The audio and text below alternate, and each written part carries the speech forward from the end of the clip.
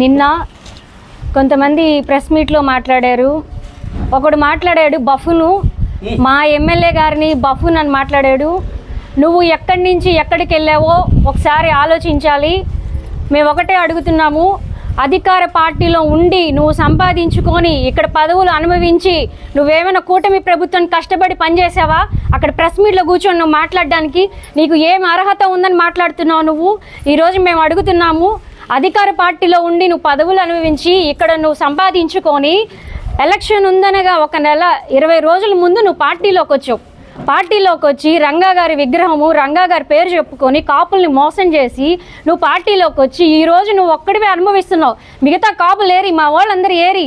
మీరు మీ కాపు ఆడపడుచుకి అన్యాయం జరిగితే నువ్వు మాట్లాడావా? మీ ఎమ్మెల్యే గారిని ప్రశ్నించావా?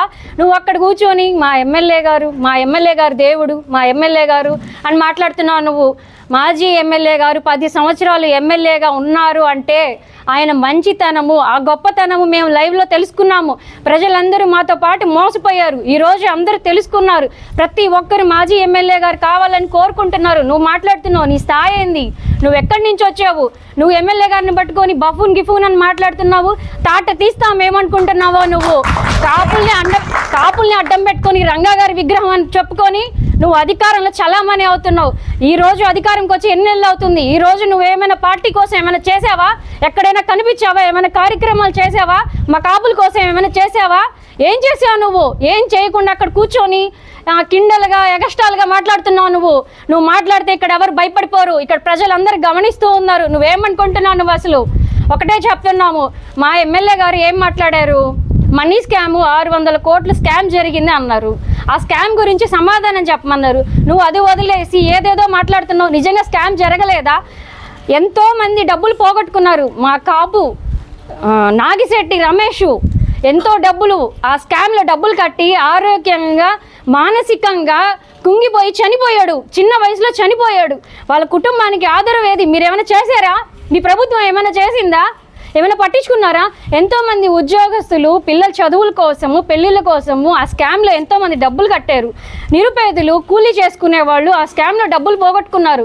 600 కోట్ల స్కామ్ జరిగితే ఆ సుబానిని తీసుకుని వెళ్ళి ఇంట్లో కూర్చోబెట్టుకొని మీరు రాజకీయం చేసి దాంట్లో 100 కోట్లు మీరు లబ్ధి పొంది ఈరోజు దాని గురించి మాట్లాడకుండా చీప్గా ప్రతాప్ కుమార్ రెడ్డి గారు అని మాట్లాడుతున్నావు. నేను ఒకటే చెప్తున్నా, నువ్వేమైనా ప్రతాప్ కుమార్ రెడ్డి గారు నచ్చకుండా అధికారం పార్టీలో నుంచి నువ్వు వెంటనే ఏమైనా బయటికి వెళ్ళిపోయావా?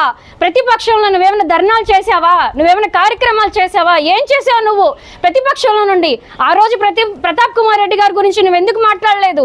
ఈ రోజు నువ్వు అక్కడ కూర్చొని మాట్లాడితే ఎవరు వినేవాళ్ళు లేరు. ఒకటే చెప్తున్నావు, అడిగిన దానికి మాత్రం సమాధానం చెప్పండి. సమాధానం చెప్పలేకపోతే పక్కకి వెళ్ళిపోండి. మీ ఇష్టం వచ్చినట్టు ప్రెస్ మీట్ల ముందు కూర్చొని కానీ మాట్లాడితే ఒక్కొక్కటి తాట తీస్తామనుకుంటున్నాం. ఏమనుకుంటున్నారో? అక్రమంగా గ్రావెల్ జరుగుతుంది. మొన్న రీసెంట్గా ఉదయగిరి బ్రిడ్జి మీద టిప్పర్ లారీ మీద గురు రాఘవేంద్ర అని టిప్పర్ లారీ గ్రావెల్ తీస్తుంటే యాక్సిడెంట్, అదంతా రోడ్ అంతా ఇది జరిగింది. ఆ సమయంలో వెహికల్స్లో వెళ్ళే వాళ్ళు లేరు, ఫుట్పాత్ మీద పడుకునే వాళ్ళు లేరు. అదే కనుక ఉండుంటే ఆ సమయంలో ప్రాణ నష్టం జరుగుంటే ఎవరు చేసేవాళ్ళు? కళ్ళు కనిపించట్లేదా నీకు? అక్రమంగా గ్రావెల్ జరుగుతుంటే నీ కంటికి ఏం కనిపించట్లేదా? దీని గురించి మాట్లాడకుండా 14 కోట్లు ఇదంటారు అదంటారు నిరూపించమని మా ఎమ్మెల్యే గారు సవాల్ విసిరారు కదా, దాని మీద మాటలు చెప్పండి. దీని మీద మీరేం మాట్లాడకుండా మీ ఇష్టం వచ్చినట్టు కూర్చొని ప్రతాప్ కుమార్ రెడ్డికి టికెట్ లేదు, మెజార్టీ రాదు, ముందు మీ సంగతి మీరు చూసుకోండి. ఆయన ప్రజల మనిషి, ప్రజానాయకుడు. ప్రజల సమస్యల కోసం బాగలేకుండా అంత పెద్ద సర్జరీ జరిగితే బైపాస్ సర్జరీ చేసుకొని రెస్ట్ తీసుకొని ఇంట్లో ఉండొచ్చు. కానీ ప్రజలు ఆయన కోసం నిలబడ్డారు. నాయకులు కార్యకర్తలు ఆయన కోసం ఎదురు చూస్తున్నారని చెప్పి త్వరగా కోలుకొని ప్రజల కోసం వచ్చి ప్రజల గురించి మాట్లాడుతుంటే ఒక గౌరవం లేకుండా ఒక మాజీ శాసనసభ్యుల గురించి మీ ఇష్టం వచ్చినట్టు మాట్లాడుతున్నావు. నీ స్థాయి ఏంది?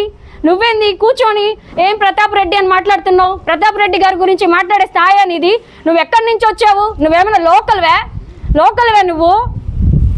ఒకటే చెప్తున్నావు, రామిరెడ్డి ప్రతాప్ కుమార్ రెడ్డి గారు 2029లో గుర్తుపెట్టుకోండి, పైన మా జగనన్న సునామీ లాగా వస్తారు. ఇక్కడ మా ప్రతాప్ కుమార్ రెడ్డి గారు బంపర్ మెజారిటీ గెలుస్తారని నేను తెలియజేస్తున్నాను.